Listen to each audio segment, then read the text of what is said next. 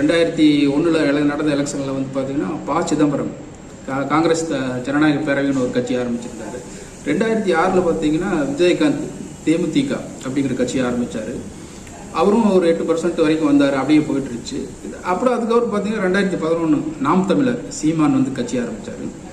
இப்போ 2024-26 வந்து நடிகர் விஜய் வந்து தன்னோட தமிழக வெற்றி கழகத்தை ஆரம்பிச்சிட்டாரு.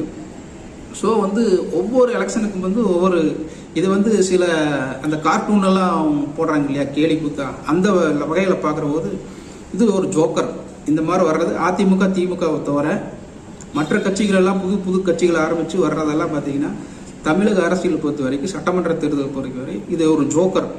இதை வந்து துருப்சீட்டாக பயன்படுத்தாங்கன்னு சொல்லுவாங்க இல்லையா, அந்த மாதிரி தான் வந்து இதை பயன்படுத்துறது. இந்த வருஷம் இந்த தேர்தலுக்கு வந்து துருப்சீட்டு யாருன்னு பார்த்தீங்கன்னா 2026 விஜய்